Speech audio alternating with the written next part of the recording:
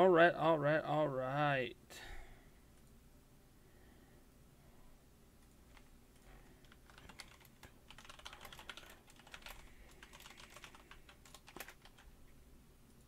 How is it going, everyone?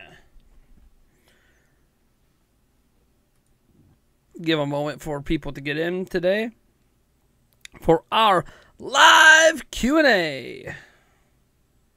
Our live Wednesday Q&A. Just a little later than I usually like it, but you know, what are you going to do? Hey, Gamer STO, welcome to the stream. I'm looking at some other formats I have set up here. Ooh. So I wanted to use a different layout today, but I don't really have a layout set up that I like right now. So, well, this one isn't too bad. Let me see what I can do with... I think we'll just end up leaving it the way it is now.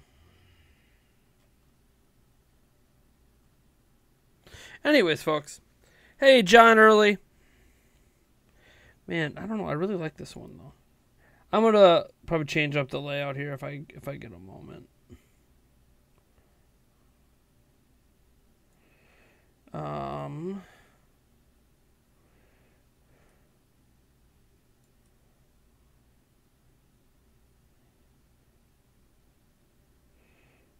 And I said if I get a moment, so I might not. But I'm going to attempt to change up the layout here. I have an idea of what I want this to do.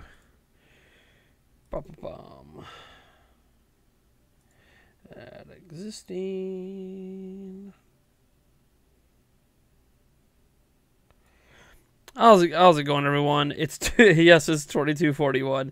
Hey, Avengers 34. Woohoo! Sorry, I'm doing a little editing of a different layout I want to use for today's stream that I never really finished up. Almost done.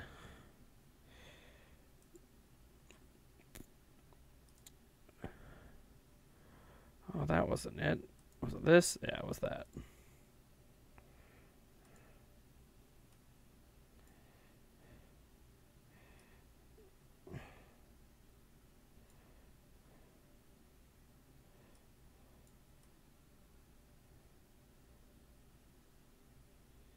There we go.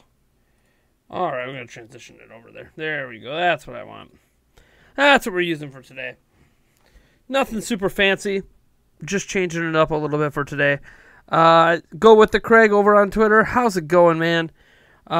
Stephen Miller and Raymond Legends and Neil Willis. The Avengers 34. Gamer STO. Awesome, awesome, awesome. How you guys doing? Welcome to our Wednesday Q&A. It's been a hot minute. This Q&A was supposed to be like 4 hours ago, but you know, life happens, so we just get things done when we can fit them in and get them done, and so we're getting it done right now. Remember, if you have any questions for me, anything at all, whether it's related to Nintendo or really anything at all, personal life is included in that. Obviously, there's certain things I'm not going to be willing to talk about with my personal life, but I'm willing to go into a few things. I just got a new subscriber and Smash All Records. Thank you so much for subscribing. I think that was a subscription just to our YouTube channel. Thank you so much. Let's see here. First up, first question of the day says from Brandon Renshaw. Says, I know you haven't been historically excited for Smash Bros, but there's been a lot of talk of Skull Kid being a new character. Would I be excited about that? Sure. I mean, I don't want to say I haven't been historically excited for Smash Bros. I get very excited for Smash Bros. I don't know if you saw my reaction to the Direct. I got excited during that Smash Direct. I knew I would get excited. I like Smash Bros. I play it a ton. I bought it's one of the franchises out there that I can literally say I've bought in every single game. I haven't bought in every single Mario game, but I have bought every single Smash game. The thing is that I'm just not big into the competitive scene of Smash, right? So a lot of people that I'm surrounded with in terms of internet stuff are always talking about the competitive stuff, whether it's people like Player Essence or whether it's just people down in the comments. So many people care a ton about the competitive side of Smash that I just don't give a crap about. I'm one of those people that I play a lot of Smash, but I don't play it to be the best possible Smash player in the world. I like playing with items on.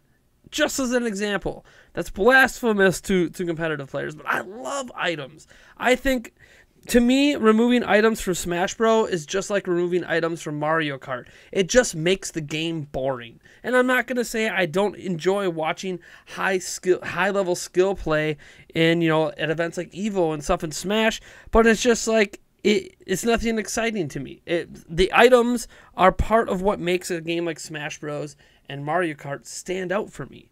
So, yeah, it's not just the collection of characters. It's the gameplay quirks and the randomness that injects into the gameplay. I love that. So, yeah, it feels weird because people will call me a casual Smash fan, right? But I don't play Smash casually. Obviously, when I play against my friends, I want to win. And when I play against people online, I'm trying to win. I just like playing with items on. I just like playing other gameplay modes too. Like, it's always one of those things where I play a ton of Smash, but for some reason, because I'm not into the super high competitive, no items, final destination, Fox only kind of crap, that suddenly I'm not like a hardcore Smash fan, and I hate that. To me, I can almost argue, this is my counter argument to all of that, are the competitive fans casual Smash fans? Because they basically eliminate 90% of what Smash Bros. Does and just focus on a plain stage, no items, just two characters doing basic fighting. Well, I don't want to say basic fighting moves, but you know what I mean.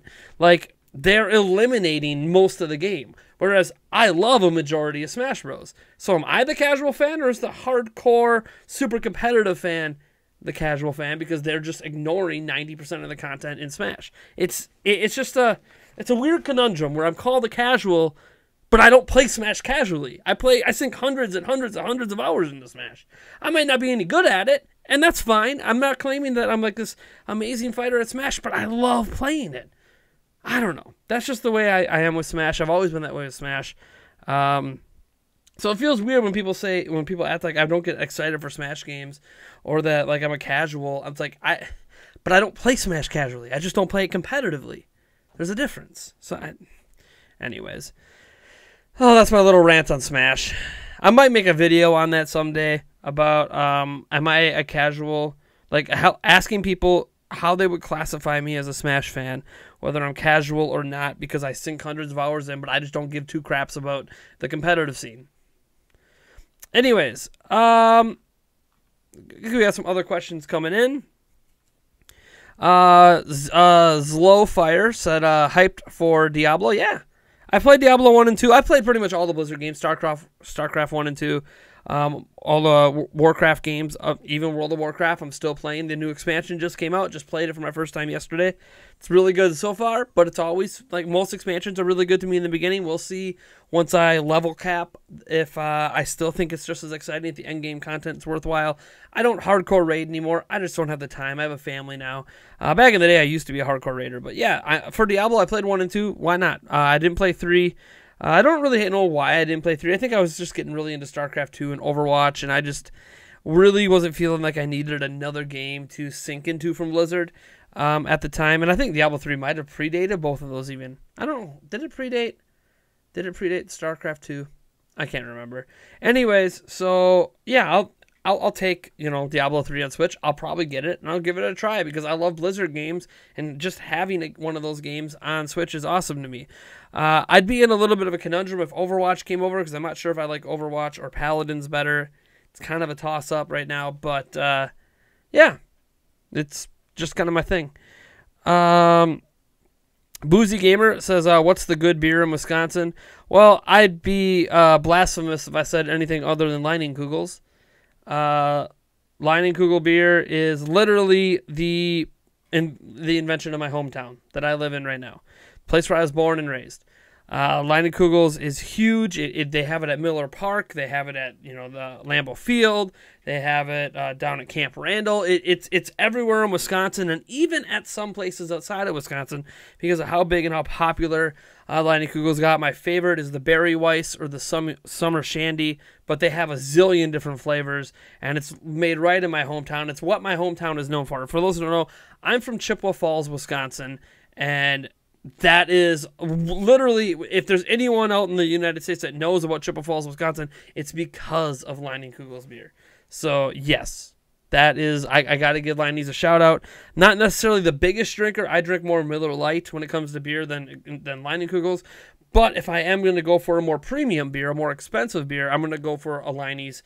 Actually, if you mix together a Summer Shandy and a Berry Weiss, if you mix those two beers together, you get what's called, or is it Honey Weiss? Honey Weiss and Berry Weiss. You mix them together, you get what we call in Wisconsin a Honey Bear. And oh my God, that might be the best tasting beer I've ever had. Granted, it requires 2 beers mixed together in 1 glass, but God, it's so good. It's so good. Did I watch Angry Joe's video on Madden 19? No. I probably should. I know he's got a very different opinion on Madden than I do. And I shouldn't be running away from differing opinions on games. I just haven't had the interest. I'll probably throw it on in the background while I cook dinner later, and get all that taken care of. Would I like to see the Ezio collection for Switch? Sure, why not? I love the Ezio games, most of them anyways, in the Assassin's Creed series. I'd like to see all Assassin's Creed games come over, if I'm being completely honest. I love the Assassin's Creed series. I really, really do. I know it's hit and miss at times over the past 10 years or so, but man, I love that series. I wish we were getting Origins and Odyssey, but I'll take whatever we can get. That'd be an excuse to replay them. I haven't replayed any of the Ezio games in a long time. Hey Nate, favorite F-Zero game? F-Zero GX. That one's easy. Do you think they might make more DLC for Mario Kart 8 Deluxe? Gamer STO says. Do I think they're going to make more DLC? Oh, man. I don't know if they're going to make more DLC for Mario Kart 8 Deluxe. Part of me thinks they're going to make a Mario Kart 9 because Mario Kart... Hey, thank you, Thiago Racca, for subscribing. Part of me thinks they're going to make a Mario Kart 9 just because Mario Kart 8, look how well it's sold. If we make a 9th one, it's going to sell at least half that numbers, if not more. It's going to be a big seller. But I don't know. My feeling is they said there was going to be more coming. I think there's going to be more coming. So I think Mario Kart 8, weirdly enough, this might be the first generation in forever where we do not get like a new exclusive Mario Kart game. So sure, they'll probably do more DLC. Got to give a shout out to Derpy McSquirtle, one of our paid subscribers over on Twitch. Thank you so much for checking us out on Twitch. Go with the Craig over there says, yes, please make a video to trigger all the competitive people. Yeah, I've been debating on it. I think it's going to get highly I got nothing against people who love playing Smash competitively, but like it gets weird. Like to me, okay, this is obviously a thing we'll have to go over in that video, but what makes someone a hardcore fan of X and a casual fan of X? I personally, to me, it's usually how dedicated you are in terms of how much you really want to play the game. It's not about skills, right? That could be about, how good you are at a game. Is skills. Like, if you are an amazing Smash player, that's a skill-based thing. That's got nothing to do necessarily with how much you love Smash. You can be highly skilled at something that you don't really like. I'm actually kind of unique in that I have a lot of, like, life skills at all these different things that I'm highly skilled at that I could be even doing for jobs that I just don't enjoy doing it. So I don't do it very often. But when I do it, I'm very good at it. So my thing is, if you're a hardcore player of a game, it just means you spend a lot of time playing that game. You go out of your way to find time to play that game, and you probably sink dozens and dozens of hours bare minimum into the game, if not more. And if you're a casual player of a game, I kind of think it's just one of those things. You play it if you have it. You're probably not always going to buy the game. If you do buy it, maybe you only play it for 4, 5, 6 hours. I've got games like that on my Switch that I have casually played. Hollow Knight, as an example. I really, really enjoy Hollow Knight, but I'm only really casually playing it, just playing it here, playing it there, not really like hardcore into it. And that's where I changed the definition. But for some reason with Smash, it's like, no, you're not hardcore if you're not competitive. It's like, anyways. Well, maybe I think that's a video I'm just going to have to make, a discussion video, asking the crowd the question and giving my perspective to a larger audience than comes to our live streams. And seeing what happens. I don't know. Maybe the video is going to get disliked a lot. Maybe it's going to be loved because I feel like there is a side of Smash that I'm from that I don't know if anybody else feels the way I do about Smash. So I actually think it might be worth making that video just to see, are there a lot of people that are like that with Smash? I play hundreds of hours. I'm not casually with this game at all, but because I'm not into the competitive side. It's just like saying you're a casual Madden player because you're not a professional gamer at Madden. Like, nobody says that about Madden, right? Nobody says in Madden that you are not a hardcore Madden player if you don't play the game competitively, because it is a competitive game that you can play and get in tournaments and win prizes. Nobody says you're not hardcore if you don't do that. So why is that the case with Smash? It's something that this needs to be expounded upon. I'm going to have to... OJ respects that I like Smash Bros, but yeah, he probably won't like me trying to call myself a hardcore Smash player. So it's going to be very interesting to get down to the nitty gritty, and I'm gonna have to make a list of stuff to make sure I touch upon so I don't forget anything, because I want to make sure my argument's coherent. I don't want it to be fully scripted, but I do want a kind of general outline of how I want to approach it. I have an idea already. In fact, I got to put this on my whiteboard so I don't forget about it, because this is what happens. This is an amazing idea, and I'm gonna forget to do it.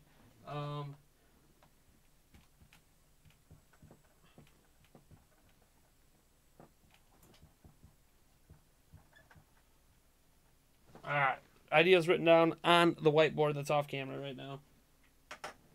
Awesome.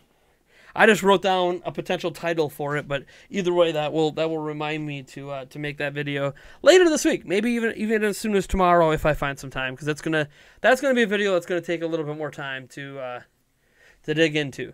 Because I need to do a lot of research, because it's not really a research-based video, right? It's more of a opinion-based video. And how I play Smash, and what I enjoy about Smash, and why I feel I am a hardcore Smash player while others say I'm not. Anyways, be sure to ping me in the chat to get your questions answered. I do try to answer all questions, but, you know, some slip through the cracks, and the easiest way to have them not slip through the cracks is either obviously with super chats and donations, where your questions literally pop up on my screen and get highlighted and go into a special section, or if you just highlight my name and ping my name in the chat, that also makes your questions stand out. Let me see here. Brett Hundley or Deshaun Kaiser to win the backup spot to A-Rod. I've had enough of Hundley. I never liked Hundley in the first place. He had his opportunity to start several games last year, showed zero improvement. Yeah, he looks okay in practice. He's always looked okay in practice. Deshaun Kaiser, to me, has a better arm. We'll have to wait and see as preseason plays out if he can outplay Hundley. But personally, I'd rather have Kaiser than Hundley, because I'm done. Hundley's not the answer. Hundley is not the backup answer to the Rogers. He proved last year, Rogers hurt, Hundley couldn't keep us afloat. He wasn't like where Matt Flynn kept us afloat a little bit. I'm not saying Matt Flynn's a good quarterback, but Matt Flynn at least kept us afloat. Hundley can't do that. So I'd rather take a shot with Kaiser and see if Rogers does get hurt, can he be the one that keeps us alive until Rogers gets back? Not that I think Rogers is going to get hurt, but obviously you never know. He lands on that collarbone again. Either one of them, what's going to happen? You know, I know they made that hit that injured him illegal, but it's still one of those things happen. It doesn't have to be a hit like that. It wasn't a hit like that injured him the first time. So, the Avengers 34 says, do you think Nintendo will stop developing games for the 3DS next year? I don't think Nintendo's developing games for the 3DS right now. I think the 3DS games coming out of Nintendo, such as like Luigi's Mansion, are games that are coming from companies they have partnered with. I don't think any first-party Nintendo game for 3DS is coming, as far as I'm aware. I'd have to, I mean, you can misquote me on that and try to prove me, or quote me on that and prove me wrong. I guess it wouldn't be a misquote, but as far as I'm aware, Nintendo does not currently have any first-party in development 3DS games that we're aware of. Doesn't mean they don't exist, but that we're aware of. So I think Nintendo has already stopped developing games. But if you look at the sales of 3DS, the sales of the games, of course they're going to continue to support the platform. They're just going to keep hiring out, companies like Grezzo and stuff like that to keep putting games on there that aren't Nintendo first-party studios, because it's making them enough. It's making them enough money to continue to justify the support. Let's see here. Fake Super Smash Bros. Player, only a casual would say. That's gonna be a fun video. I can't wait to see what the comments are like on that video. It's gonna make for a very interesting Prime comments this weekend if I can get that video out this week. I can tell you that Smash video. Let's see here. Am I gonna get the DC Universe app? I didn't even know there was a DC Universe app. So maybe I'll probably check it out at least on the App Store and see what it's all about. You think Overwatch will have a port someday? Yes. I don't know if it'll be this year, next year, whenever, but I think they'll bring Overwatch over eventually. Especially if Diablo 3 does all right. Like, why wouldn't they bring over Overwatch? Especially, I mean, they don't even need that as an example. Let's just look how successful Paladins is. They can be like, yeah, but we're an even bigger name than Paladins. We could probably get even a bigger audience, especially if we offer free to play. So, Atlas is releasing. Yeah, but see, Atlas is not a first party Nintendo. That's what I'm saying. Like, games are still coming to 3DS. I have not heard of any first party developed game coming to 3DS in a while. But I'm probably wrong on that. I don't have the whole 3DS lineup in front of me for the next 12 months to look at it. Raymond Legend says, who had the worst E3 apart from EA and Square Enix? The worst E3. The worst E3. Man, I don't even think EA's E3 was that bad. I actually liked EA's press conference. They improved. I'm not saying it was the best, but they improved a lot. Getting rid of a lot of the dumb sports interviews, apologizing to people. Whether or not you think the apology is genuine or not doesn't matter. It needed to be said anyways, regardless of whether they mean it or not. They had to address the Battlefront 2 issues. And Anthem, actually, I thought Anthem showed very, very well. And from people who did get to go hands on it behind the scenes, because unfortunately it wasn't playable on the floor anywhere at EA Play, it apparently plays really, really well. I think EA actually had a pretty good showing, in my honest opinion, but I also like EA games. I like the games they make. So does that give me a bias? Sure, but generally, if you like a company or you like the games that they produce, you're more likely to like their press conferences because you're going to enjoy the games that are showing. As for who had the worst, I mean, Square Enix was pretty bad. I don't want to say it was pretty bad. It was predictable.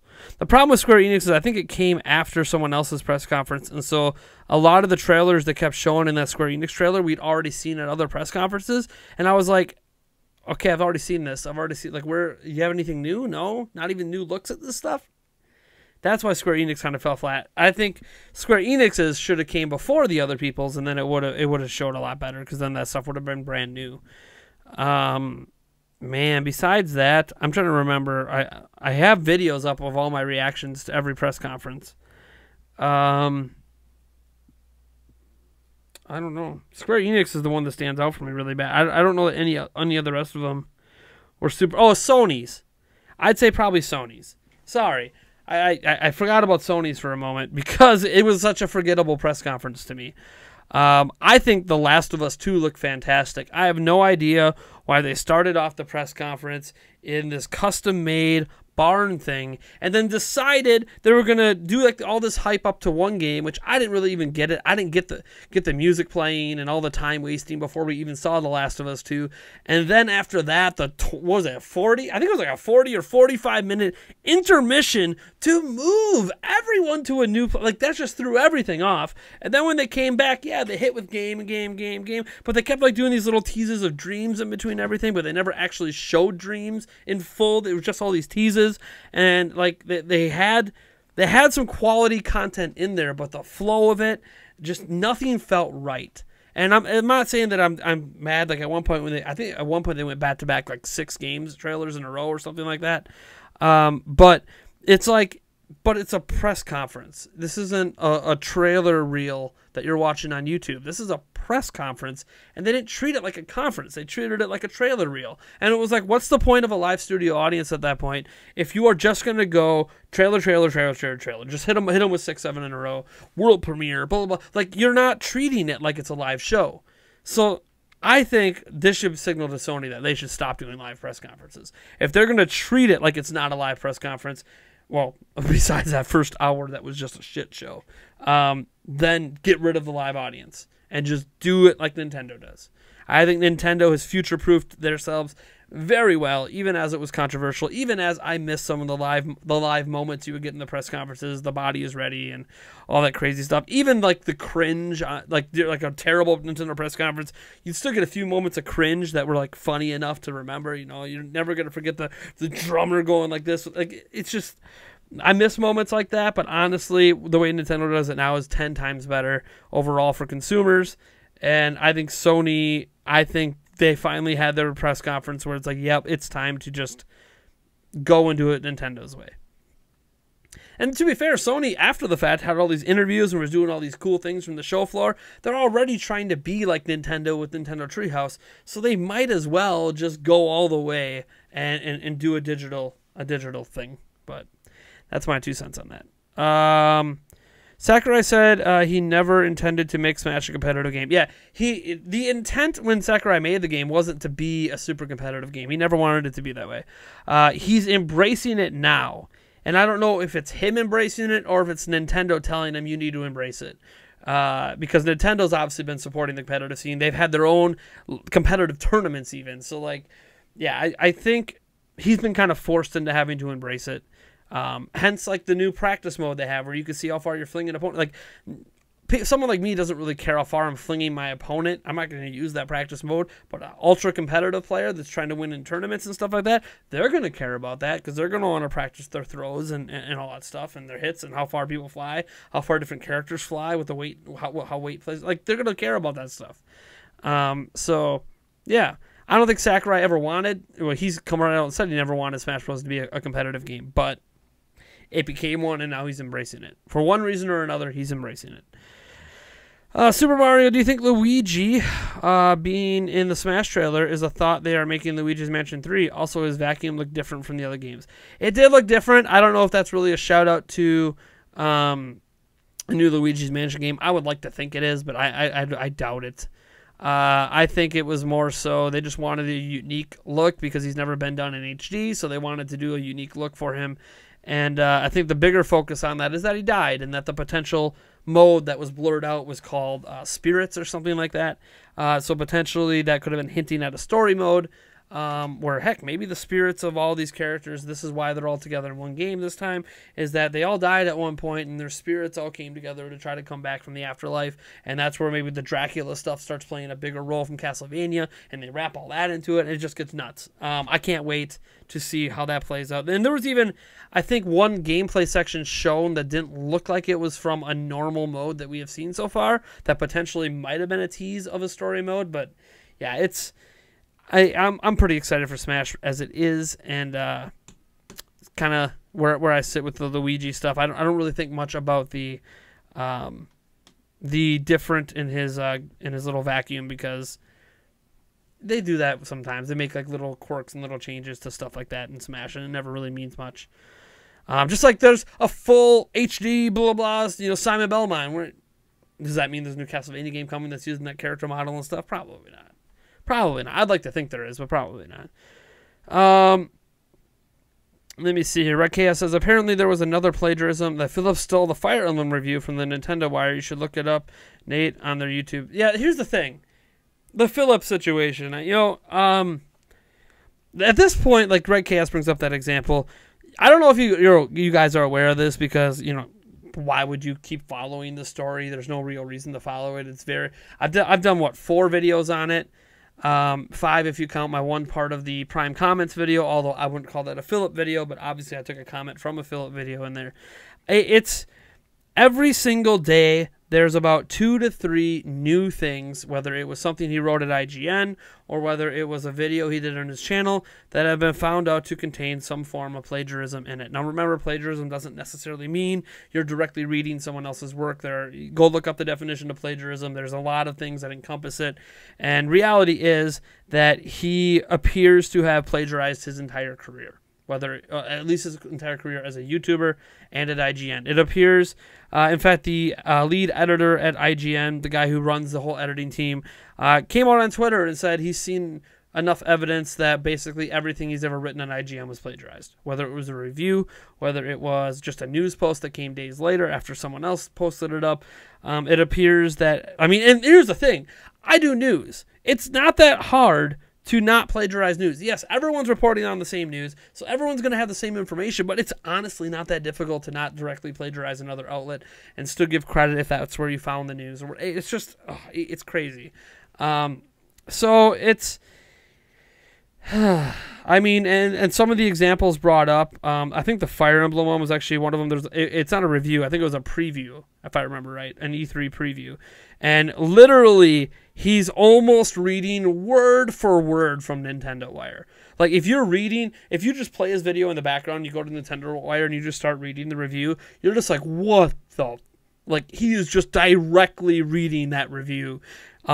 Every now and then inserting a couple extra words to make it sound like it's his own, but it's basically a one-to-one, point-to-point reading of that preview, and it's crazy. And even his so-called apology video, I don't know why everyone's advertising it as an apology video. He didn't call it an apology video. He doesn't apologize in the video to anyone, really, besides that to IGN for having to deal with fans. That was like a really strange apology. I'm not apologizing for what I did that caused the fans to be like this. I'm going to apologize that fans are being like this. So you're apologizing on behalf of fans criticizing IGN, even though you're the reason they're criticizing IGN. So it's weird. Anyways, in that video that he made that he since deleted and now it's been copyright striking anyone else that uploads it, that video, look up a video on YouTube. I actually put it out on Twitter if you want to check out my Twitter, but you look up a video on YouTube called How to Manipulate Your YouTube Fan Base, or How to Manipulate, YouTube fans, or whatever it's called. It's just How to Manipulate YouTubers or something like that. Anyways, this guy basically created a video about how to manipulate people into feeling a certain way that you want them to feel. Now, the video itself is actually pretty innocent. He starts out with the giant sigh that Philip did, and then the exact sort of intonation Philip uses throughout his entire video. He starts out that way, and then he gets into how this guy who left Smosh did a similar intonation into the giant sigh, but he did the similar intonation. The difference is the guy from Smosh was doing it in an exaggerated form after he left Smosh to get the viewers to understand how he's feeling about the transition versus trying to lie to people. He's not lying to me. He's exaggerating his feelings to get people to understand how he feels. So, yes, he doesn't feel as somber and as low as he's making it out to be, but he does have those feelings. And if he didn't act that way, chances are the audience wouldn't think that he actually feels sad about the whole Smosh situation. So that was actually a way to exaggerate things to get across an honest point. And but then the video kind of concludes with, but you can do this on YouTube in any form to get across a dishonest point. That was kind of the point of the video. You can deceive everyone by doing this to get across dishonesty. And Philip literally one-to-one copied the format, the style, and listened directly to how that video says to do things to get people to sympathize for you. And it's really funny. I'm not going to say it's plagiarizing because it's not. Plagiarism isn't technically copying the format of something. I use this as an example when I was talking to someone on a forum. I said, it's just like saying, oh, I created a fairy tale book and I started off by Once Upon a Time. That doesn't mean I'm plagiarizing anyone because I said at the beginning, Once Upon a Time, and then maybe I follow a basic story arc of, happy-go-lucky characters, and then something bad happens, plot twist, and then you just start starting some basic tropes and stuff like that. Like, you can do that. Philip didn't plagiarize his apology video because he didn't copy anyone's wording or anything, but it's still very interesting to see how he intentionally tried to manipulate people with that video, and now he's been busted for doing that. Everything Philip has done at this point just screams dishonesty. It screams... Brian Altano put out a post on Twitter today. A huge post. He even swears in it. And if he works at IGN, he rarely swears publicly. But, it's how angry he is about the situation. And he just said, our process for hiring people is, maybe not what it should have been. They don't look for plagiarism as much because they figure, why would somebody, and this could be flawed logic for a professional institution, but I understand the logic is, why would someone who applies to IGN not be super passionate about writing about video games and about talking about video games? If you are truly super passionate about writing about, playing, and talking about video games and having opinions on video games, you naturally would not plagiarize because you can't, because you feel so strongly and so passionate about what you're doing that you wouldn't end up plagiarizing anyways.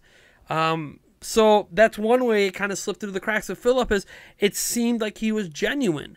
Turns out he's not. Turns out he just fooled everyone. He lied to people at IGN to their face. A lot of IGN employees have confirmed on Twitter that Philip lied to their face when asked directly about certain things, and then lied on the way out. It's bad. And the thing is, I don't wish any ill will necessarily on Philip in terms of, I don't want him to, fall into a deep depression. I don't want him to do anything crazy and stupid out of this. And I don't know that he will, because the mentality you have to have to fake it to this degree screams to me a mentality of just someone who either isn't right in the head. I don't want to say he's crazy, but something's not right up there to me. Or it just screams someone who did this as a crazy experiment to see how far he could get. He got pretty damn far, got busted, and now he's in full-on retreat. He can easily work any other career path he wants. He can never be a journalist anywhere.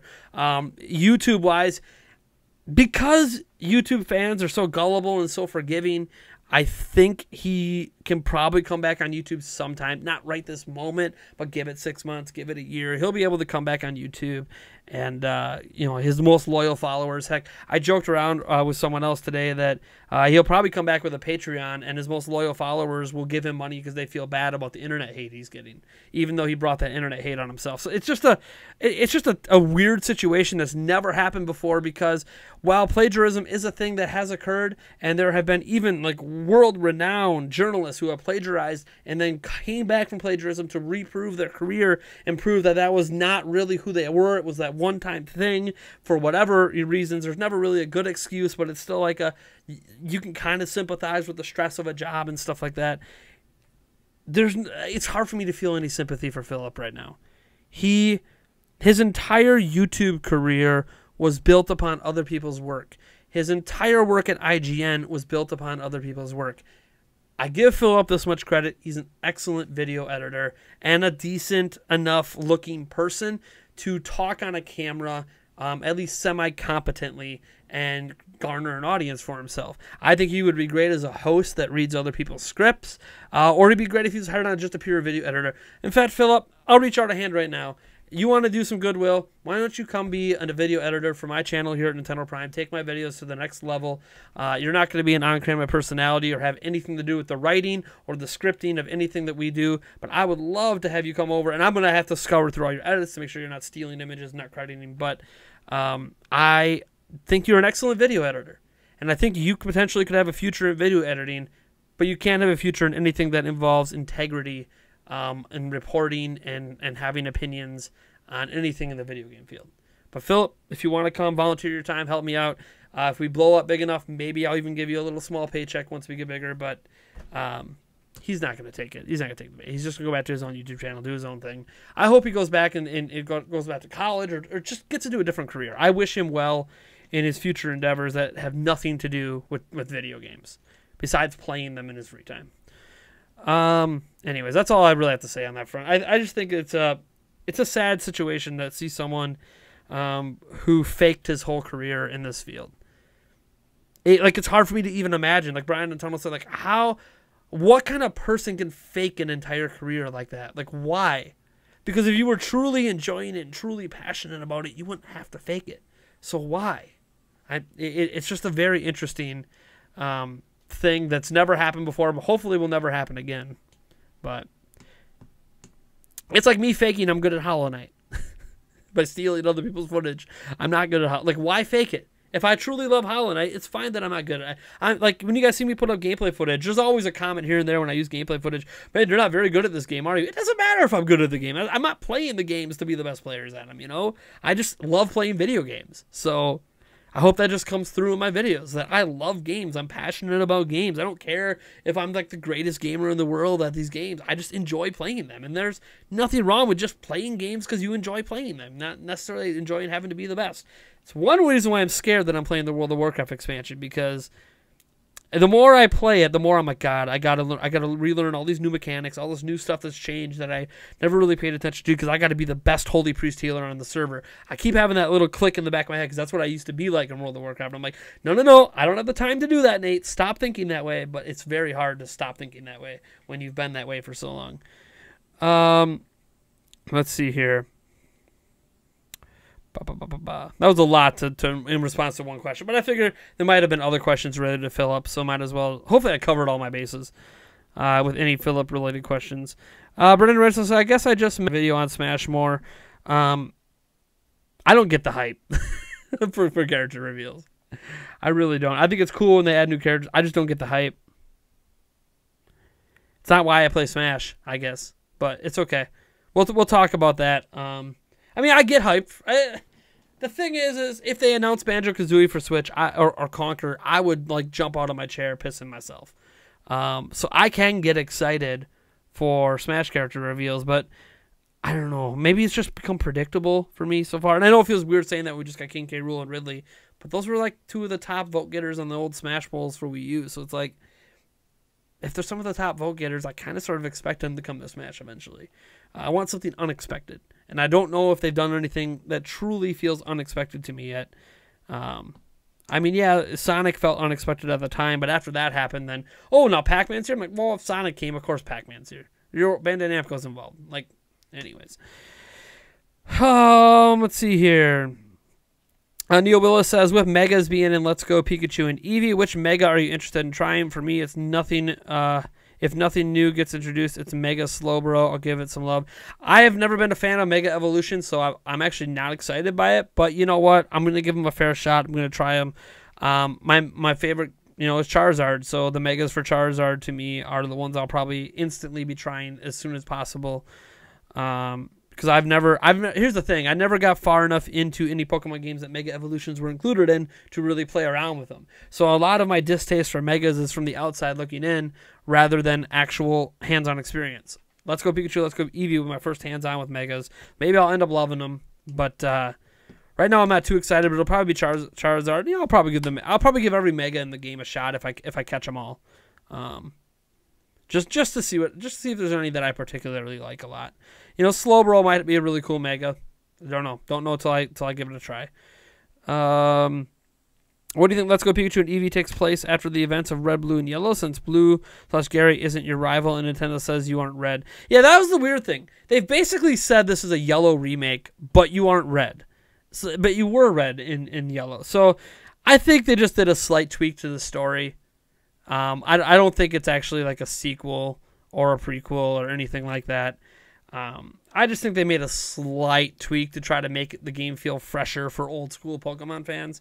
But it's pretty much it's a Yellow remake. Let's not even beat around the bush. It is a straight up Pokemon Yellow remake, and I am way okay with that. They just doing something a little different with the story. That's about it. Let's see here, and if I had to guess, it's something so they can do a continuation of a new Let's Go game in the future that follows up these ones with the same characters. So I think they're trying to set it up so while it's a Pokemon Yellow remake, it's better set up for sequels. That's my 2 cents. Let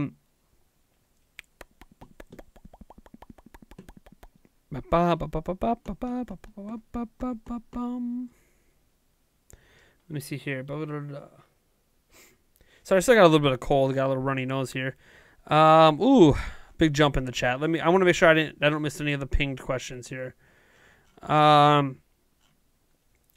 Mario and Luigi, Rudd says, Mario and Luigi Bowser's Inside Story, Bowser's Jr.'s Journey is coming to 3DS in 2019. That's a Nintendo production.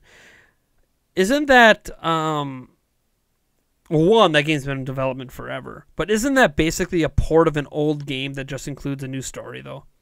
Correct me if I'm wrong on that. I thought Mario and Luigi Bowser's Inside Story plus Bowser's Jr. Jersey was basically... Mario and Luigi Bowser's Inside Story is actually an old game they're just bringing over to 3DS, so it's basically a port with new visuals, of course, and then they're throwing on top like a bonus story. Correct me if I'm wrong on that. I'm pretty sure that's what I remember that game being, and that game has been in development, 3-4 years. We've known about that game forever. So again, I don't even know if a first-party studio is even dealing with that. anymore. They could have passed that off to somebody else to finish. I have no idea. That game is just... I almost question that game's even coming out at this point.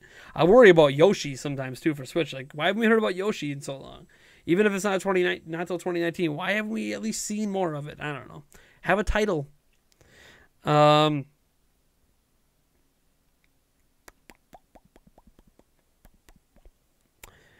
your opinion, Nintendo had the worst E3 since the majority of it was Smash.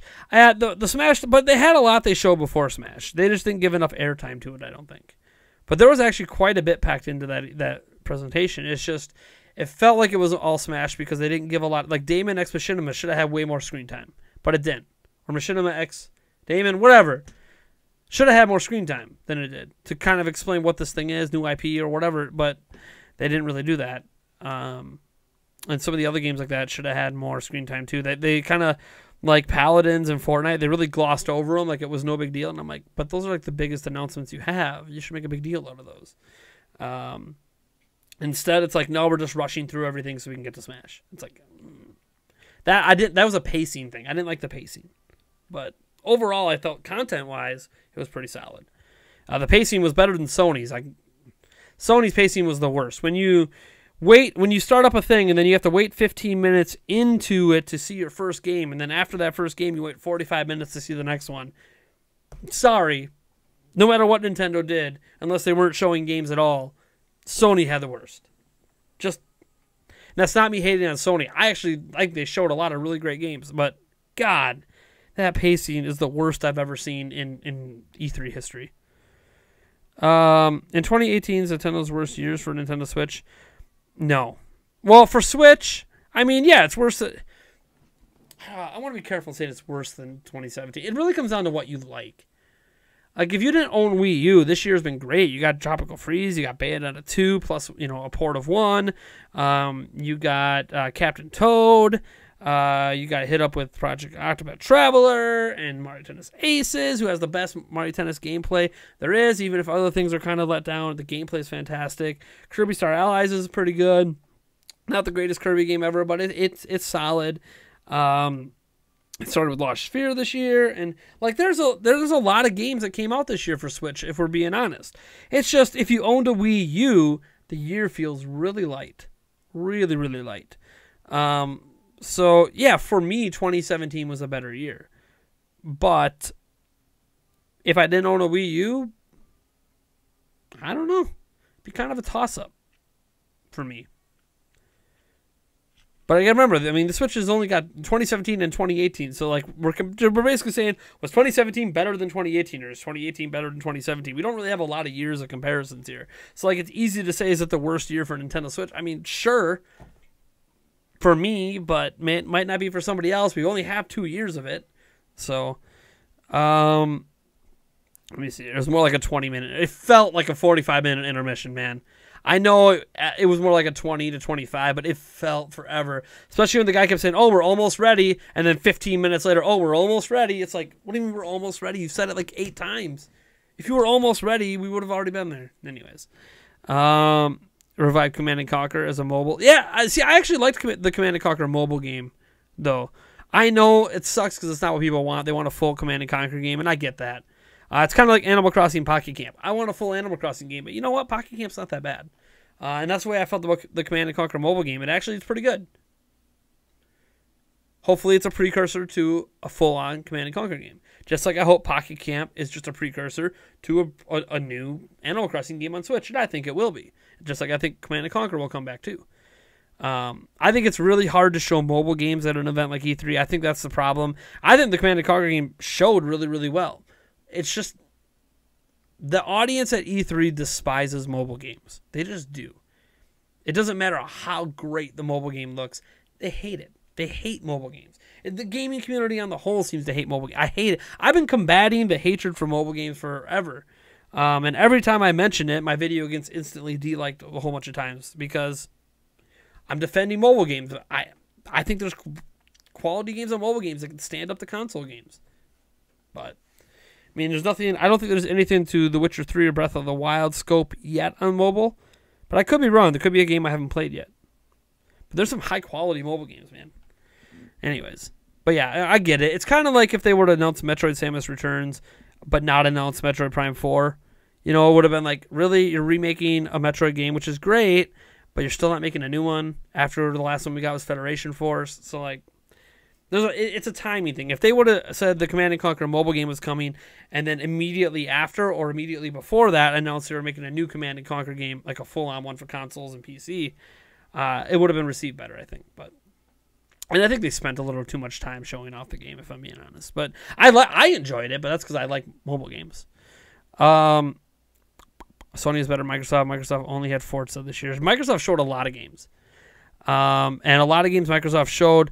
Well, see, here's the thing. When you talk about, Microsoft only had Forza, I know you're talking about exclusives, but that's not the way I look. Like, when I look at who wins E3, it's not just about exclusive content. It's about the show. It's about the show. Microsoft's press conference had a lot of third-party games shown off first. Before Sony, before even those individual companies had press conferences. They had a lot of games shown off first at their show, in addition to announcing the acquiring of all those studios, in addition to having a very concise show, a very packed content show. Yes, there wasn't a lot of exclusive content. Microsoft essentially admitted when they made the acquisition of these studios part of the press conference that, yeah, we know we don't have a lot of exclusive content. That's why we went and bought all these studios. So when the next Xbox comes around, we do have a ton of exclusive content. So it was more so one of those press conferences I think Microsoft absolutely nailed. They nailed the pacing. They nailed the importance of third-party games on a platform that doesn't have a lot of exclusives. And they nailed the importance of exclusives by announcing that, yeah, we realize this is an issue and we're trying to fix it. Here's how we're fixing it. So that's why I think Microsoft actually had a very, very good press conference. But again, I also just don't think exclusives are the only thing that matter at a press conference. As an example, as awesome as like Daemon X Machinima and Smash and Let's Go and all Fortnite and all this stuff was at the Switch press conference, I would have been the most excited by Assassin's Creed Odyssey appearing in the press conference. That would have made me more excited than any of Nintendo's announcements of exclusive games for Switch. So like, third-party games matter, man. We can't just dismiss them. So I think Microsoft had a very good showing. And this isn't because I own an Xbox, by the way. I own an Xbox, but I hardly own any games for it. It's just it's me trying to look at all of those press conferences in hindsight and being like, you know what, Sony's pacing was so bad it was hard to enjoy. Microsoft just kept hitting on everything they needed to hit on. You weren't going to see a bunch of exclusive announcements because they don't have the studios to make a bunch of exclusives, and they know that, so they remedied that. So I don't know. I'm pretty happy overall. Now, next year, Microsoft's going to have a killer showing of exclusive games because you acquired those studios. We know the next Xbox is around the corner. If you're going to announce the next Xbox next year, which would be killer, you got to announce it with games. At this point, I wonder if Crackdown 3 might be pushed back to be a launch game. I think it would be a killer launch game. And I'm not going to say delays are going to kill the game because delays didn't kill Breath of the Wild. As long as the game shows and plays fantastic at an event like E3, people are going to buy it. Plus, I wasn't a big fan of Crackdown 2. The original Crackdown was sweet. Let's see here. There's also Captain Toad just released for the 3DS. Yeah, well, that's a port. When I'm talking about new 3DS games, I'm not talking about ports, guys. You gotta stop looking at ports. Yeah, they can port anything. They usually hire other studios to handle the ports. Do we even know for sure that Nintendo in-house ported Captain Toad to 3DS and didn't hire someone else to do it? Just because their name is on there as they're the people producing it doesn't mean that they're the people that made it. Or in the credits of their show, Grezzo did it or something. You know what I'm saying? Like, that's not a big deal to me. Yeah, it's a Nintendo production because Nintendo is the producer. They're not necessarily the developer. There's a difference between production and development. I was at Best Buy today and literally had half an aisle filled with Labo kits. I don't think they're selling. I don't think they're selling either. I mean, maybe this holiday they'll move. I don't know. They haven't had a holiday period yet, but I don't think they're selling. Maybe if they're discounted for the holiday, they'll sell. Like if they do like a half off for the holidays for like Black Friday, I think they'll sell. But Mark Greenberg said, I'm going to get a PlayStation 4. I saw one for $200 at Best Buy today. It wasn't the Pro, but still. Again, I'm getting a Pro. I don't know when, but eventually. Not anytime soon. bills to pay. Like, I just got paid today, and pretty much all the money's gone because I had to pay bills. Yulia is working now, so when her paychecks start rolling in, there'll be some more extra money around. Doesn't mean I'm going to pick up a PlayStation 4 Pro anytime soon, but probably around Black Friday, I might be able to find a sweet deal on a Pro. Then I'll probably grab one. I have a 4K TV. Trivial. I've talked about that several times. I literally am live streaming on 4K monitors. I love 4K. Just because I'm a huge Switch guy doesn't mean I don't like 4K. I don't think it's mutually exclusive to be into 4K content and 4K gaming and still really highly love and enjoy Switch. I don't think that has to be a mutually exclusive thing. I know the internet treats it like it's mutually exclusive, but it's not.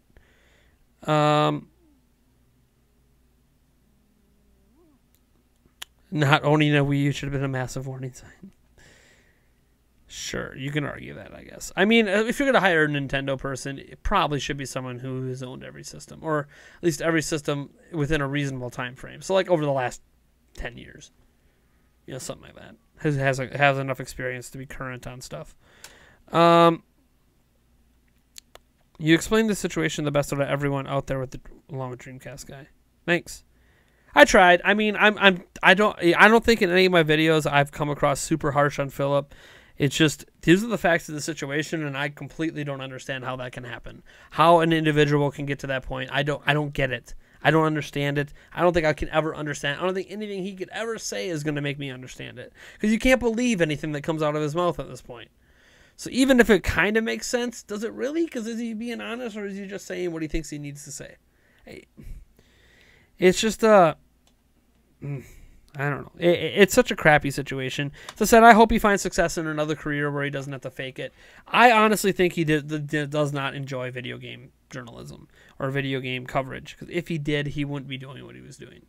And that was Ryan Altano's point, and I kind of agree. If he really, truly was passionate about this stuff, he wouldn't have to fake it. So, yeah. I honestly, that's the one question I have for him is, if he's so passionate, then why? And if he tries to argue he is passionate, but blah, blah, blah, that's why I do research, the only research you need to do is playing the games. If you're that passionate, just play the games. That's all the research you need to do. But it's just I don't know. It's such a kerfuffle. I don't know. I'm going to leave it alone at this point. There nothing else can happen in the story that's going to make me want to cover it again. I'll still answer questions and comments or whatever, but I'm not going to like make a whole dedicated video for it anymore.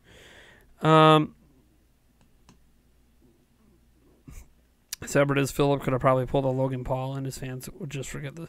I mean, that's the thing. Logan Paul at least admitted he made a mistake, right? Like, I'm not going to sit there and be like, oh, I think Logan Paul's a better person today. I don't know. I mean, I don't know him. I don't know what kind of person he is in the first place. Just like with Philip, I don't know what kind of person they are. So are they different? Are they not? I don't really know. How could I know?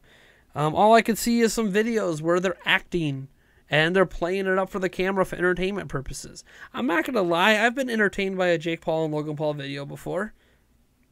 There's been a video here and there that I got a little chuckle out of me, and I'm like, okay, I get why people watch these things. I get it. But that doesn't mean that's really who they are. Like, a lot of it is fake that you're just playing up for the camera.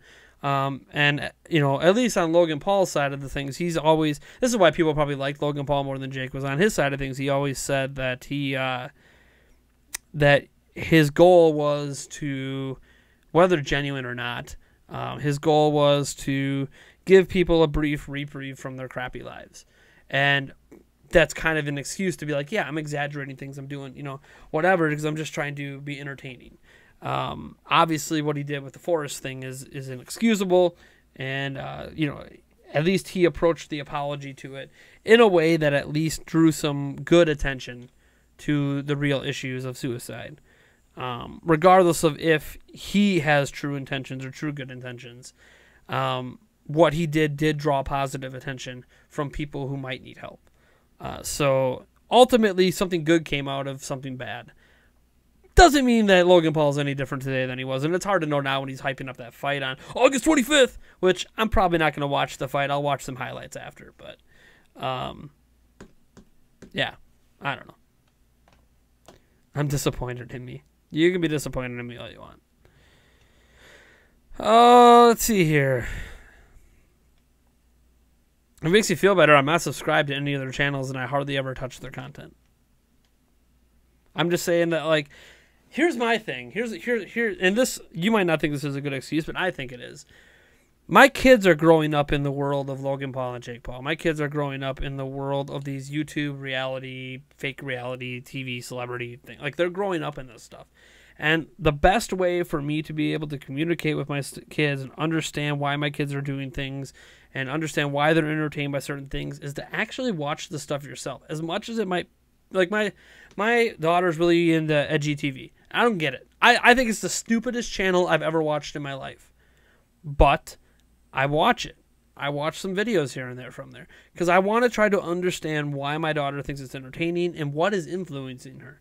I think a lot of parents, because they think something is stupid, just turn it off and don't pay any attention to it. And because they don't pay any attention to it, they end up disconnecting from their kids as they grow older, especially as they become teenagers. And it's harder and harder to get through to them because you don't really understand their world. Even though you'll never fully understand it because you're different generations, you could still at least try. And if you try throughout their life, like I'm trying to do with their entertainment, trying to understand why they like this stuff, why are kids attracted to this, what's, you know, it's one of those, you could say, well, just steer your kids clear of that content.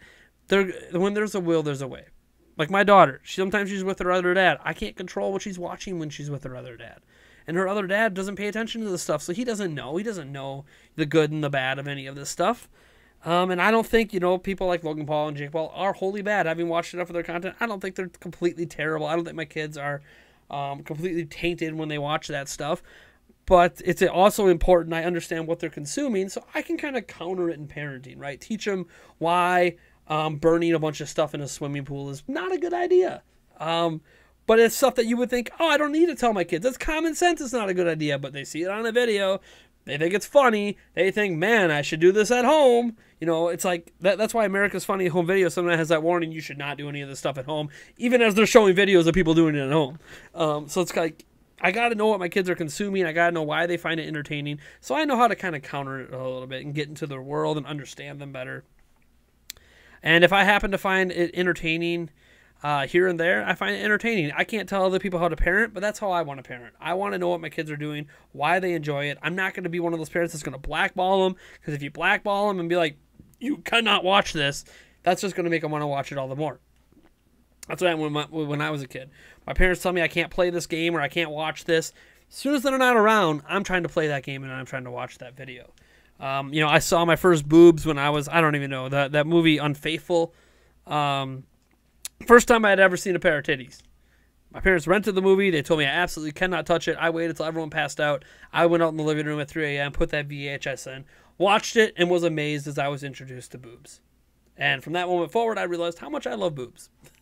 But you know, it's one of those things that I need to, you know, instead of, you know, I'm not saying I can't deny some content to my kids, but I need to understand the content and the attraction to that content. And if I happen to enjoy a little bit of it along the way, I guess that's all the better for me. Doesn't mean I enjoy it on the whole.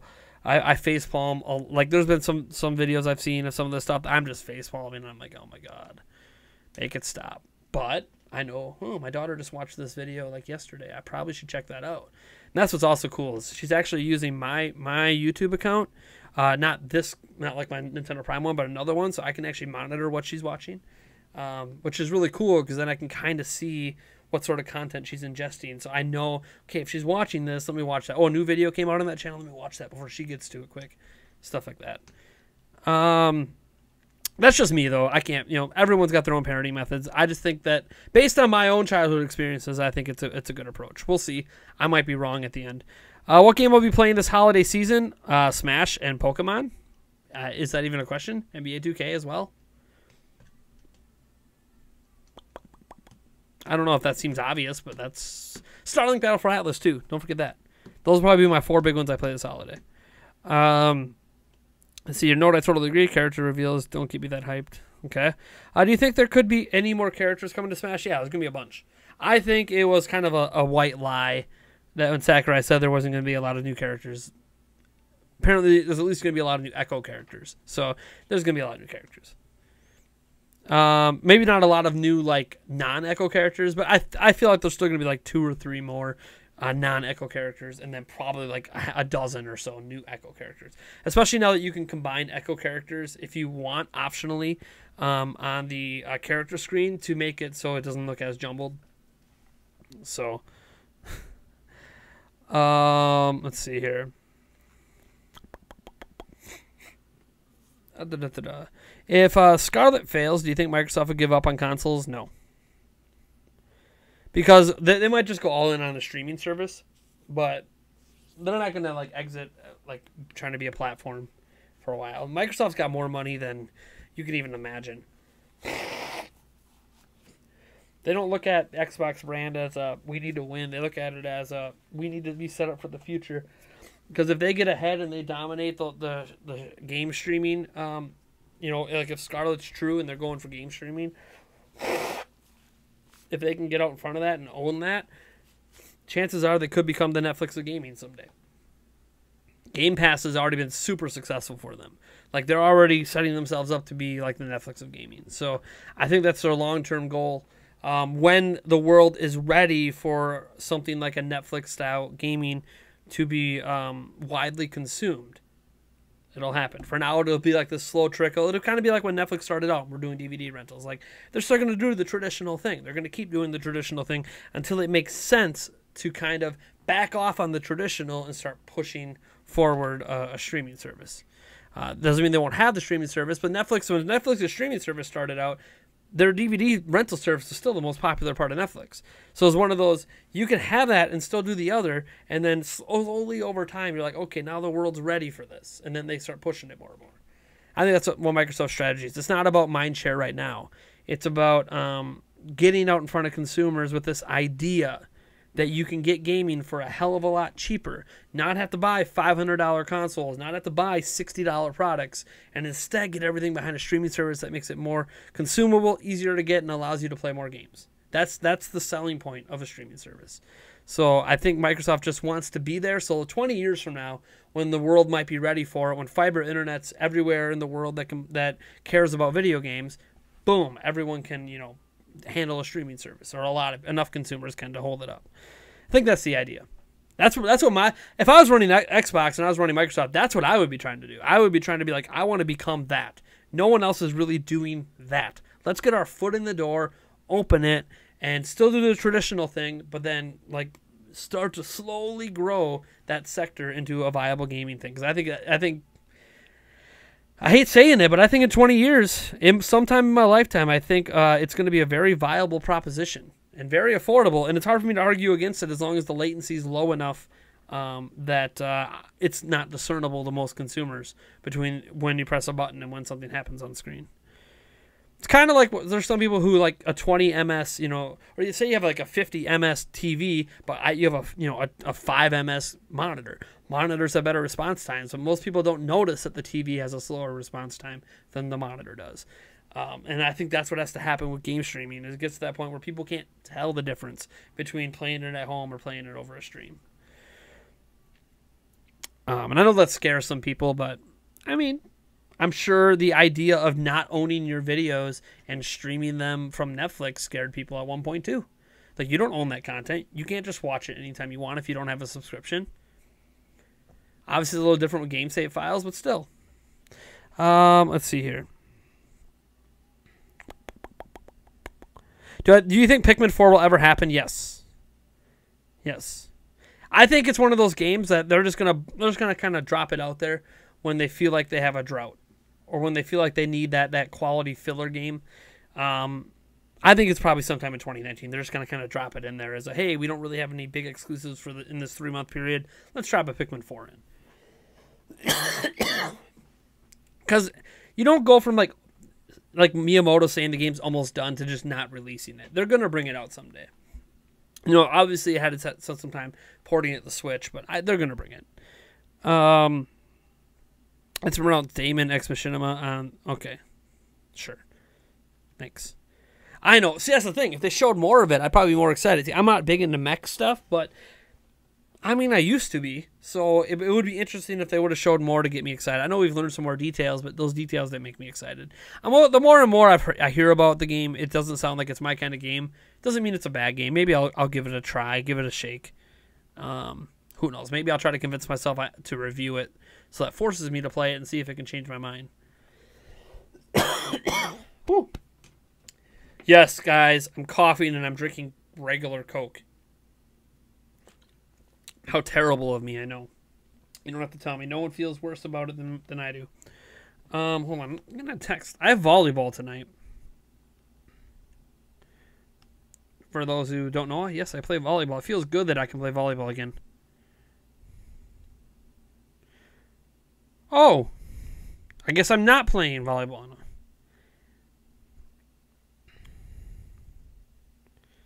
Well, forget that. I guess I'm not playing volleyball tonight. Does that mean I'm going to live stream tonight? No, I'll probably hang out with Eric and we'll probably play some Madden and some other things. Have some fun. I don't know. Maybe I'll play some World of Warcraft. I have no idea. I don't know if I'm going to stream any of it, but I do have a second channel. Maybe I'll stream it on my second channel. Although I was having an issue with Madden, but I could probably stream World of Warcraft on the second. I don't know. If Eric decides not to hang out, I'll probably do World of Warcraft. If he's going to hang out, we'll probably do Madden. We'll see. Plus, I have that Smash video to make now, so I guess that frees up my night. I was supposed to play volleyball for like 2 hours tonight. It kind of sucks. I wanted to play volleyball. I haven't played volleyball in a couple of weeks now.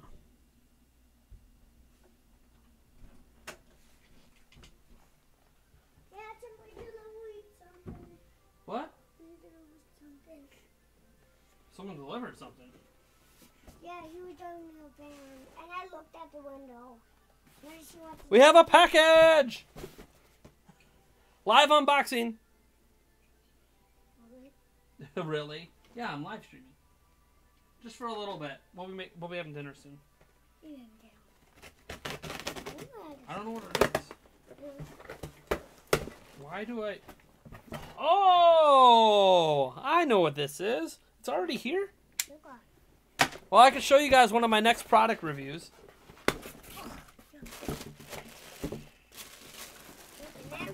Look at this bad boy. Look at this. Hey, look at that. This is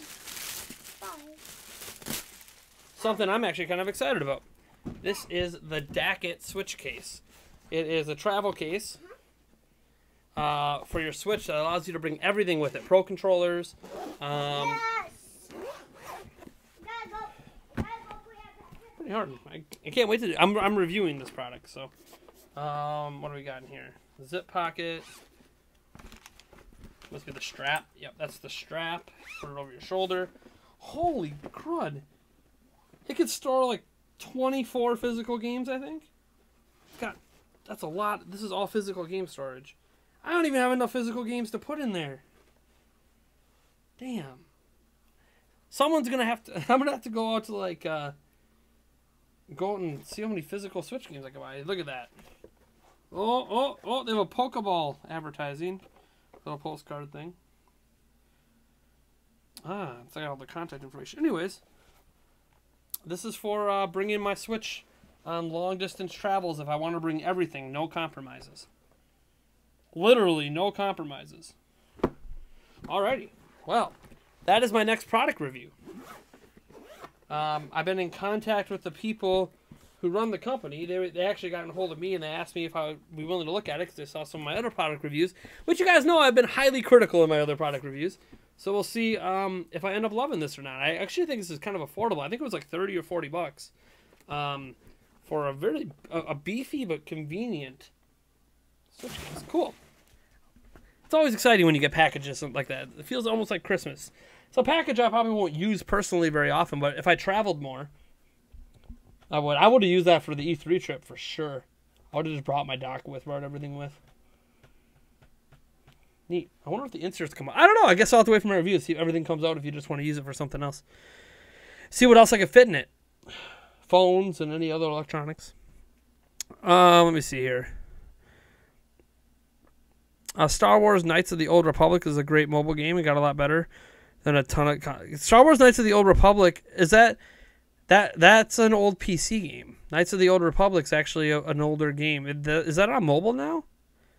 It's not technically a mobile game. They might have ported it to mobile, but Knights of the Old Republic is actually a very old, very good. It's called KOTOR. It's a very amazing, one of the best Star Wars games, maybe the best Star Wars game ever made, to be honest. What are your thoughts on the Mario Party Switch? I pre-ordered it yesterday. I want to play party games on Switch with my wife and my family.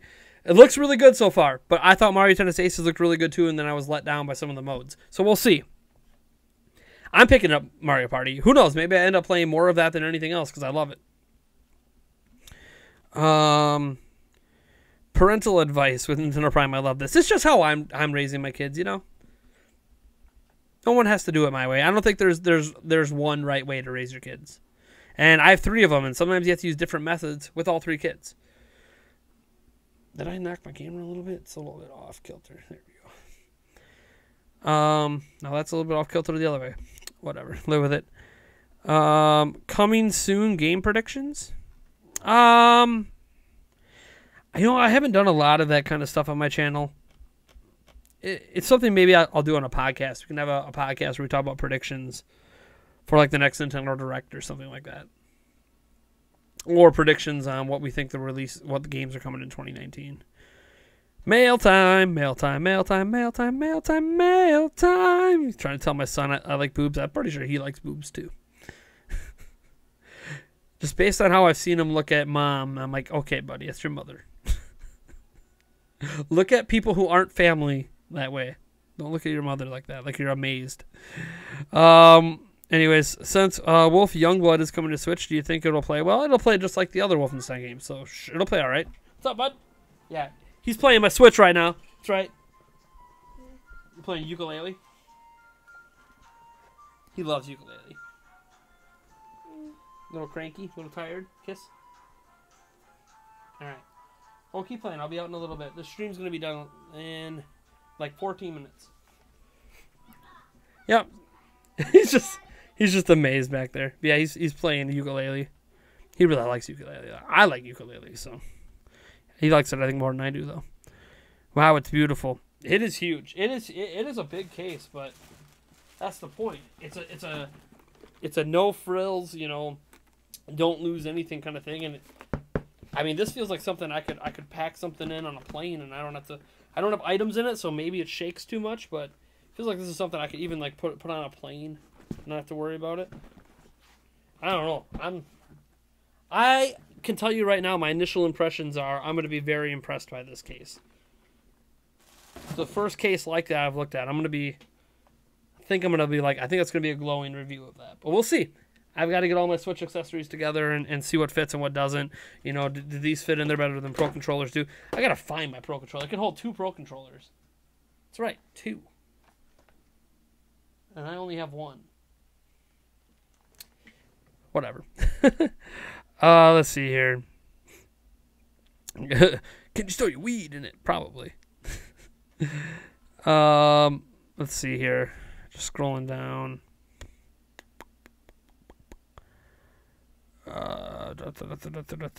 Nicely though, probably on the original Xbox. Yeah, man, it's an older game.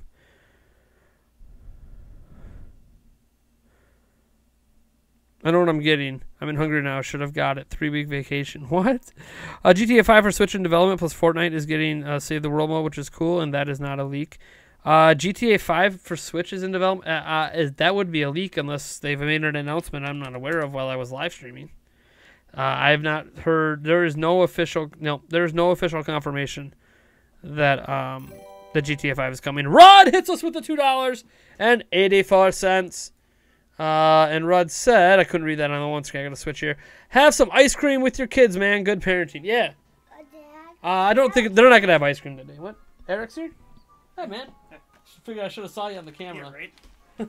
Did you get that for me? No. Oh. I've had that for a while. These things are balling. Guys, the Sweet Heat Skittles. Telling you. Introduced to me by this guy. Yeah. They are the bomb diggity. There. So, you can pop a seat if you want for a second. Apparently I'm not playing volleyball today. I was just texted that it's canceled because 3 of our players canceled. Oh, nice. I'm like, so we better not forfeit it because we're close to making the playoffs. Yeah. You're gonna forfeit it. No, we're going to try to do a makeup game. Okay. I'm gonna go make it. Hot Pockets? Yeah. Nice. Alright, anyways. This stream, I'm done with this stream in 11 minutes. No, I do it. This is my Wednesday Q&A. It's an hour and a half long. What's my favorite 3DS Mario game? Gosh. Favorite 3DS Mario game? Probably Super Mario 3D Land. I really like 3D Land. I like 3D World a lot too, but I really like 3D Land. Oh, I gotta get Twitch back up in case someone asks me a question over there. No one's asked me a question there yet, but you never know. Let's see here. Sorry, I meant to say, do you think GTA 5 is in development for Switch? I have no idea. Sure. I want to believe it is. It was on the Xbox 360 and PlayStation 3. There's no reason for it not to be on Switch. I thought we would have heard about it by now. I thought this E3 it would have been announced, but I don't know at this point. I mean, obviously 2K is liking the way NBA 2K18 sold, so they're bringing 2K19. I don't know why GTA 5 isn't. I mean, maybe they just started development on it recently, so it's it'll be a next year announcement or something. I don't know. Or maybe they're just so focused on Red Dead Redemption 2 they don't even want to think about even hiring someone like Panic Button to do a port. But I want it to be GTA 6. I don't think GTA 6 is going to come to Switch. I want to be wrong on that front though. I would love to be wrong. Let's see here. You played volleyball back in the day. I actually had the best serve on the team and used underhand. Nice. I have the best serve on the team too. I'm overhand. Everyone else I think is underhand on my team. I'm an overhand, but I have the best serve. When I have it going, like it's awesome. Because I can kind of control it a little bit. I'm a little rusty this year with the surgery and everything. But when like last summer, I could really control my serve. It was crazy. I could make it go deep with a spin that would just like, oh, it's going out. All of a sudden, it gets like that wicked spin and it just drops in on the line. Oh man! And then I could also do it where it would do that just dropping it right over the front of the net. Then obviously you can do the jump serve where you literally are basically doing a long distance spike. I used to be able to do all that stuff. This year, I haven't done it as much, but I've been able to do it. I'm not as accurate as I used to be. Have a few the ones that I want to dive at the back line, go behind the back line. But that's just rust. And me, now that I'm recovered from my surgery, I got to get my strength back to jump as high as I used to and all that stuff so I can get all the angles I want. But I mean, jump serving's hard. I don't do it very often, but. Dad. Yep. Alex gone. What? No, he's just making some food. Yep, he's just making some food. Let's see here. Am I worried a bit about the Mario movie in production? Until I see something to be worried about, no. So I'm not worried yet. When do you think the next Direct is happening? First week of September. Could be the last week of August, but I think first week of September. There was a leak saying, there's a leak for everything. There was a leak that it was on July 22nd. Eric looks so tall. Because I'm so short. And I'm standing. Yes, and I'm so short. Yeah. I'm a tiny person. There was like a leak that said it was a Direct every day in August. So. Do you think there's going to have mega evolutions of Alolan forms in Let's Go, but newer regular evolutions of Kanto Pokemon won't be? Because I think it's super dumb. Do you think that's weird they're going to make evolutions of Alolan forms in Let's Go, but newer regular evolutions of Kanto? I don't know. The game's not in my hand. Like, I've never been a big fan of mega evolutions anyway. Game's not in my hand. I can't really tell you what I think until I play it. I think it's just a way of slowly introducing mega evolutions to newer players. So they're going to have some, but not all. When does the online launch? Late September, they said. So knowing that, it'll be like the last day of September. Knowing Nintendo. But it's supposed to be in late September, whatever that's supposed to mean. We don't know what day. They haven't told us what day. Right now, it's just late September. I think this Direct will be the best ever. That's some tall shoes to live into for best ever. But I mean, sure, why not? I want every Direct to be the best ever. It usually doesn't happen, though. Usually, we expect a lot, we get a little. Sometimes a little begets awesome. Sometimes we get something unexpected, like when they did the Dark Souls Remastered thing. If the Luigi's Mansion hint is true, I'll be so happy. What was the other hint? Someone was originally like those chairs in the background for characters in Smash. Someone's like, it's Waluigi, but it really wasn't. If you actually combine the whole look of the room, You might be able to predict a future Smash character, but it wasn't Waluigi. It was someone else. I can't remember what that was. Because someone started noticing a pattern in these backgrounds that Sakurai has versus what's announced now and what's being announced in the future. What's up, Nate Dogg? Hey, man. Got about 5 minutes left on this. Skull Kid. Yeah, that was the speculation, yeah. Because all the colors line up with Skull Kid. The pillows and all that stuff. Yep. So... And this conveniently lines up with other characters that have been revealed in the past. So it's kind of cool. Sakurai likes doing stuff like that too, by the way. Sakurai is kind of like what's his name? That used to do the Metal Gear series. God, why can't I remember his name? He's the one doing Death Stranding. Eric, do you remember his name? Oh God. I'm really kicking myself. I don't remember his name. He's a big name. Yeah, got fired from Konami, but he is doing Death Stranding. He's really famous. Kojima! That's right, Kojima. Sakurai reminds me a lot of Kojima with the teasing. The little teases here and there. I like that. Am I going to stream with Eric later too? Probably not. I thought about streaming some Madden on my other channel. I mean, I guess we could just play Madden. You guys can check it out on my other channel if you want. I'll put a link to my other channel actually right now. I think it's down in the description anyways. But yeah, I might stream some Madden later with Eric if you guys want to tune in. It'll be after my kids go to bed, sure. Subscribe to my other tech gaming / whatever channel. There it is. Here we go. I'll link it up if you guys wanna check it out. If I do any sort of stream, it'll be there. Just to have a smaller audience. It won't be that exciting. We're gonna be playing franchise mode and trying to get our teams to the Super Bowl and playing against each other and blah blah blah. So, all right, we got about 3.5 minutes left. Get your final questions in. I should probably watch that channel. Are we going to get any new subscribers there now that I linked it? I never advertise that channel. Like, ever. Ever, ever, ever. I guess it was the first time for everything, right? It's got 931 subs. My top viewed video has 121 views 7 months ago. You're subbed to my second channel, anyways. Yeah. So I might just stream over there because it fits more in. Plus, it helps push that channel. I can't accept super chats over there. That's kind of the bummer for that. But you know, I could throw a link to I could just use the Nintendo Prime donation link or something like that. Because it's still the same. It's just me. It's just a channel where I do other things. I just haven't done anything there for a while because I'm busy guy. But I can start doing some game streams over there. This is an off night for streams, so. Call of Duty Battlefield just got leaked for Switch and got covered up by Activision. No, it did not. No, it did not. Shh.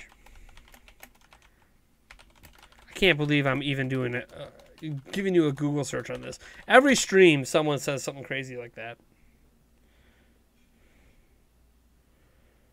Like, they're talking about, like, way back in May. I don't trust May rumors. It has to be something new. Has to be something new. When do you think the next 2D Zelda game will be announced and released? Never. Next year. I don't think we're getting a Breath of the Wild sequel next year, so maybe a top-down Zelda next year. I'm surprised they're doing a Skyward Sword HD yet. I thought for sure that was going to be a game this year. Yeah, my other channel is where I'm going to start doing game streams of different stuff. I'll probably leave the streams live after too, because why not? I don't really do anything else on the channel.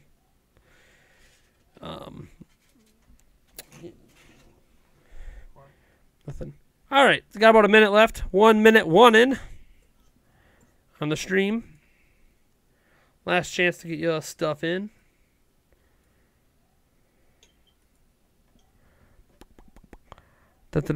My name is on screen. It should be. Well, I think I see the new Zelda at the end of the Switch's life, with it being ported to the next console. Got to keep up. Got to keep up tradition. It's not every single one. It was just Twilight Princess and Breath of the Wild. It's only happened twice. 2 times. 2 times out of like 18, 19 games. Isn't that bad? It just feels like it's every time. My uncle works at Nintendo, and he's saying that Luigi's Mansion 3 is coming out soon. I like how you did that. My uncle works at Nintendo. He's saying that Luigi's Mansion 3 is coming out soon. Nice. Why is it on screen? Everyone's name is on screen when you chat. Why wouldn't your name be on screen? That's the better question. We have the chat on screen. What's the one we got? Well, we're actually out of time, but I'll answer these last two questions because they got in before the end. It says, what's the one Switch game you want most rest of 2018 minus Smash and Pokemon? It's Starlink. You said yours is Starlink. Starlink Battle for Atlas, hands down. Or Mario Party. It's one of those two, but I'm going to go with Starlink. Starlink was so good at E3. I can't wait to play more of that in a non-demo setting. Do you remember The Wonderful 101? I think that's a hidden gem. I do. It is a hidden gem. It's fantastic. I hope it gets ported. I don't know if it will because it was so... Like, they want to port it. They've said they want to port it, but it's up to Nintendo. Red Chaos 173, what are your thoughts on Mega Man 11? Looks good. Looks like a great Mega Man game. Don't know if I'm going to pick it up, but it looks great. All right, that's it. That's all I got. Just one last check on Twitter. Nope, no questions over there. All right, folks. Thank you so much for tuning in. The next live stream is technically tomorrow night for the Nintendo Prime Podcast for our $10 and up Patreon backers only. Otherwise, the next time you'll see me live, I think, is Friday night. I don't know why I'm saying that slowly, but Friday night. All right, peace out, guys.